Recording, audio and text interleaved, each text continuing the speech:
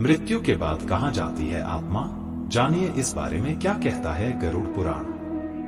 गरुड़ पुराण को सनातन धर्म में महापुराण माना गया है।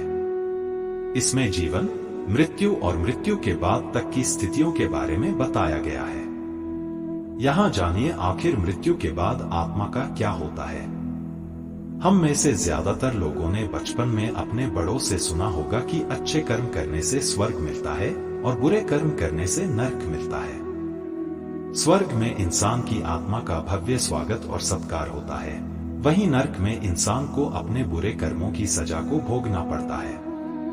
स्वर्ग और नरक की बातों का जिक्र गरुड़ पुराण में भी किया गया है।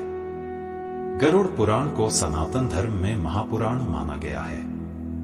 इस पुराण में भगवान विष्णु के वाहन गरुड़ और श्रीहरि की वार्तालाप के जरिए लोगों को जीवन जीने के सही तरीके, सदाचार, भक्ति, वैराग्य, यज्ञ, तप आदि के महत्व के बारे में बताया गया है।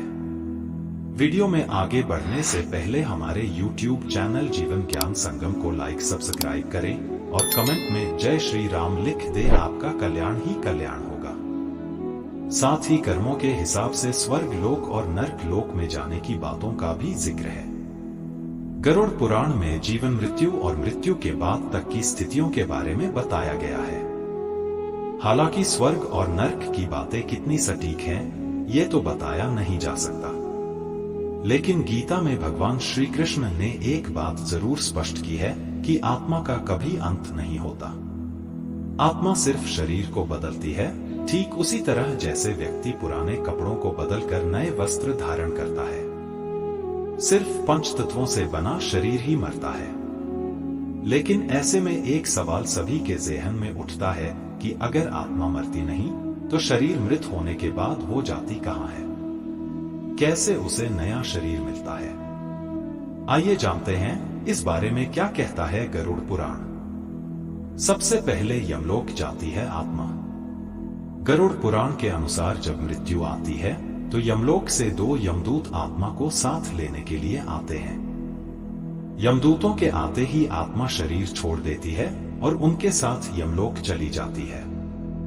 यमलोक में ले जाकर यमदूत उसे 24 घंटे तक वहां रखते हैं और उसे दिखाते हैं कि अपने जीवन में उसने क्या क्या अच्छे और क्या क्या बुरे कर्म किए हैं। इसके बाद आत्मा को उसी घर में छोड़ दिया जाता है जहां उसका जीवन बीता होता है। 13 दिनों तक आत्मा अपने परिजनों के बीच रहती है। ये भी मान्यता है कि जिसने जीवन में अच्छे कर्म किए हैं उसके प्राण निकलने में ज्यादा परेशानी नहीं होती, लेकिन जिसने बुरे कर्म किए हैं उसे प्राण छोड़ते समय काफी पीड़ा का अनुभव होता है। 13 दिनों बाद तय होती है आगे की यात्रा। गरुड़ पुराण के मुताबिक 13 दिन पूरे करने के बाद आत्मा को फिर से यमलोक के रास्ते पर जाना होता है। यमलोक के रास्ते में उसे 3 अलग अलग मार्ग मिलते हैं: स्वर्ग लोक, पितृलोक और नरक लोक। व्यक्ति के कर्मों के आधार पर यह निर्धारित किया जाता है कि उसे किस मार्ग पर भेजा जाएगा। पहला अर्ची मार्ग यानी देवलोक की यात्रा का मार्ग माना जाता है। दूसरा मार्ग धूम मार्ग पितृलोक का मार्ग बताया गया है और तीसरा मार्ग उत्पत्ति विनाश मार्ग जो नरक की यात्रा के लिए होता है।